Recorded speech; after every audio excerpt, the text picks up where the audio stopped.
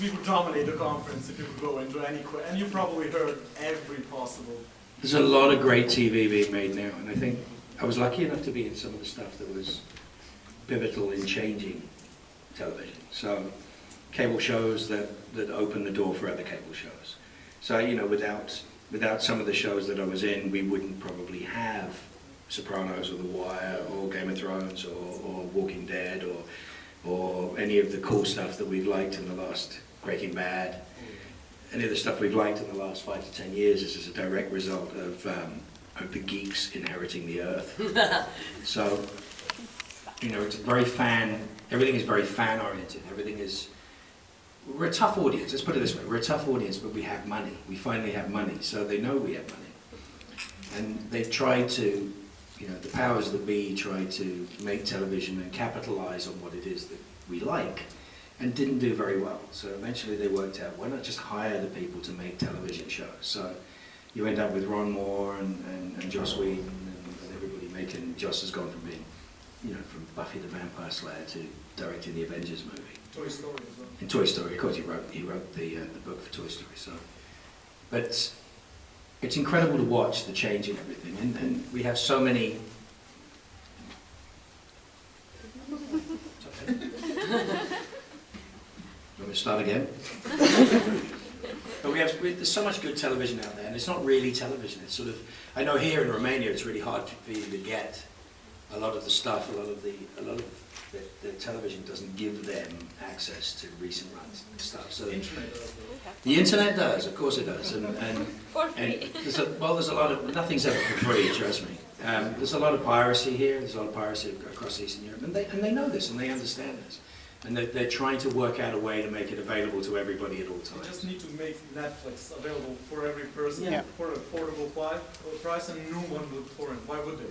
Pay $5, $10 a month or whatever. It's not too bad for awesome shows. It sounds like socialism to me. How dare you? How dare you? But, That's a good joke, especially here.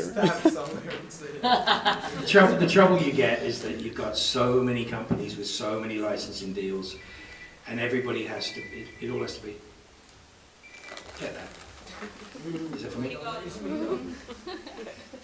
You got so many deals that everybody has to work out. Eventually it will become more global as it's becoming now. And you know, I watched BBC America do, BBC America started investing in a lot of live action shows very quickly. The fastest growing network in America is actually BBC America. And so they started putting their money in Doctor Who and Copper and all these amazing things that were going on.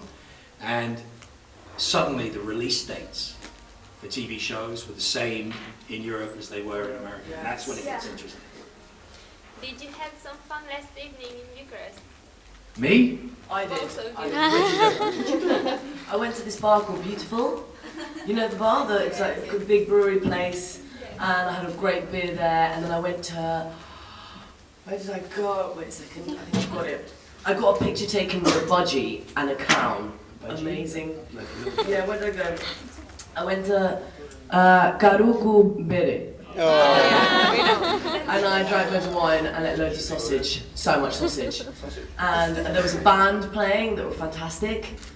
And then I went home quite early actually. But I want to go out again. I want to know more places to go. You all need to tell us, please. And Mark? You can offer you some counseling if you want tonight. Sorry, where? Some Offer counselling? you some counseling. Counselling? Yeah. Yes, let's go. You need counselling here. What, to go out? Brilliant. What kind of country? Yes. Going out is very serious. You have to take everything very serious. Oh, okay. I will, I promise. Okay, so And afterwards, we're given Oh, segundo. speaking of psychology, I have an interesting question.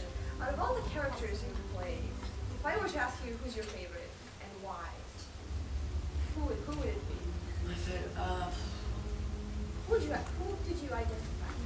I don't think it's about to identify. I think your favourite sometimes is, it can be... Or just, But one I really loved is, I did a film last summer that's going to come out in September called Super Bob. And it's a mockumentary. It's amazing. It's very funny. It's directed by John Drever and Brett Goldstein. They've been friends for years. Brett Goldstein's also a stand-up comedian. He's the Super Bob. And it's so funny. And I played his Colombian cleaner. And I had so much fun, and we filmed it all in Peckham. And it was, you know, last summer was actually the first summer that was hot in England. It was amazing. And every day I'd just go to work and it was like, yeah, summer, sunny. All the filming, there was a lot of exteriors. And I'm so used to being cold in the rain. And this was fantastic. So what did you like about her? I like how caring and brat. She's very caring. She's got a very big heart. But she's very talkative. She doesn't care. She's also, you know, says what's on her mind. Very Latin. I like that, you know. That's very easy question. Mark? I've never played a Colombian cleaner. Do you regret it? No, I probably will at some point. Who knows? Thank you. Next question. Următoarea întrebare. Okay, it's a question for both of you. First off, I'm really a bit shocked because I haven't heard you with your natural accent until now, so it's a bit funny. But I'm really curious. Both of you have played a lot of different characters all across your careers, and I'm curious, what do you think? What type of character would challenge you right now if you were to play something completely different? A Colombian cleaner. It wasn't you. And you? What would be hard to play? Some sort of very rich socialite, someone very, very feminine, and I'd find that quite hard. Maybe a queen. I'd love to play a queen, but that'd be quite hard. Please, seriously. Next. That'd be amazing, yeah. Next, yeah, the remake. Următoarea întrebare. Question for Natalia. Do you share the hype for the most popular show in the world with all the fans? How do you see that? Can you feel all the tension? Yeah, I mean, I love Game of Thrones so much. I love it so much. I love it so much that I can't watch them weekly. I have to wait till they're all there, and then I sit at some point in the summer after, because I've got a band called Molotov Jukebox, and we tour everywhere. And then there are like a few days that we have off, and I'll just sit in my pants with a bottle of wine and some cheese and watch all of the season. No sausage, not for that moment. Sausage has its moments. It does? Yeah, it does. Last night was one of them. But yeah, I love it so. I love it so much. I think it's such a great show, and I can't wait to see who is going to be queen. I hope it's me. Yeah. Did it tell you what happened to Recon? Who? Did it tell you what happens to Recon? No. I don't know yet. I can't wait for the next book. I think the next book is going to be set more in the cold countries, I think. Did you read them all? Yes, I read all of them. That would be a obviously. question for both of you. Yeah. Obsessively. I went with my band to Brazil, and we did a tour of Brazil, and I was in this beautiful, you know, place on this beach, and I was just like reading this book. I was like, my boyfriend was like, baby, look at the sunset. No, I'm reading about incest and death. This is great. Yeah, I read all of them, but the next one, I can't wait. I can't wait for the sixth one. See what happens to all those, you know, those characters in the cold countries. We're gonna wait for the next one. So Mark, have you read the Game of Thrones? No, I didn't have that time. Ah, me neither. I had to make Comic-Con. Next question. Următoarea întrebare. So, question for you, Ms. Tana. Related to your character, Osha, how do you relate to this character? What do you find that you have in common with him? I'm definitely very feral. Feral, kind of animally, definitely. I mean, with my band, like I said, we do so many festivals in England, in the mud. Right. And you do become very animal over the summer, definitely.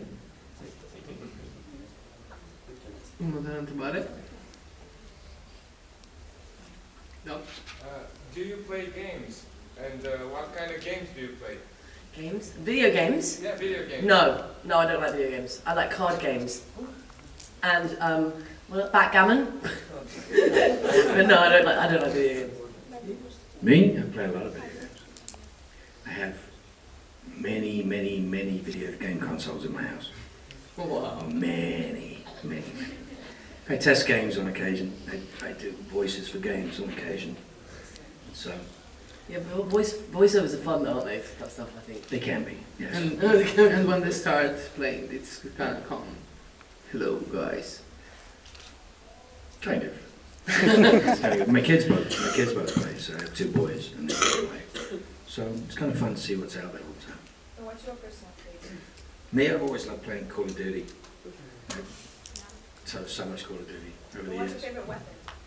Favorite weapon? Ooh. Melee attack, knives, kind of fun stuff. Oh, Running around. Nice. I hate doing like one shot, one kill sniper stuff. It's kind of boring. But I've got an 8-year-old, nearly 9-year-old who plays Minecraft all day if he wants to. It's like goes around building worlds and exploding sheep and stuff. It's great fun. Are you back again? Ultima întrebare.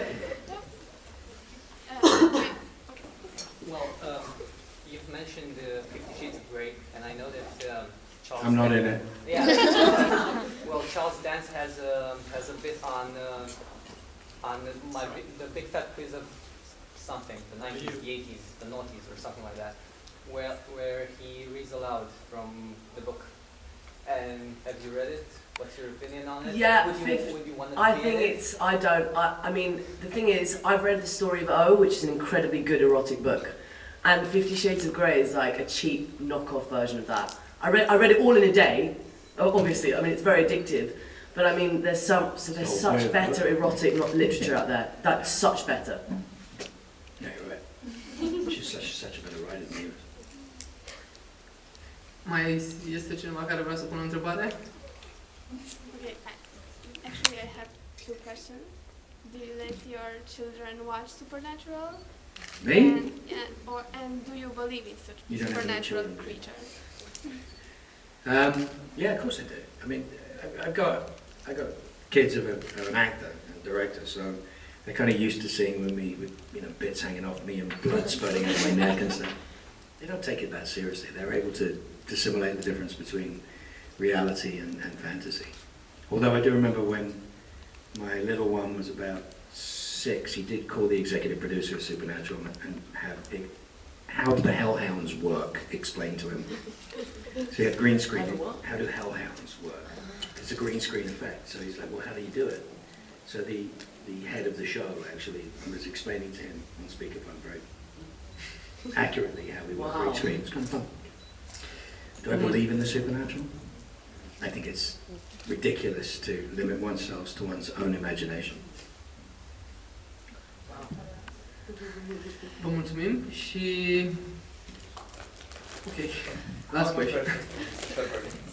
Your character from Battlestar Galactica. Yes. Who chose the name? Romo Lampkin. Romo is the pet name for Ron Moore, from Michelangelo, who created the character, so Ron Moore. He's also a Dallas Cowboys fan, so Romo was his thing, Tony Romo. But Romo Lampkin was an interesting name. Yeah, it is. Great character. I never imagine it in the universe, yeah, that's nice. But Romo is Ron Moore. Ron Moore, nice. That was written for me, actually. That was actually an amazing piece to do. Yeah, I thought that you chose the name. Like I will play No. the show, but if I called Romo, That wouldn't have been the name that I picked. Trust me, Romo Lampkin. Yes, exactly. Very weird. What would you pick? I don't What know. would you pick?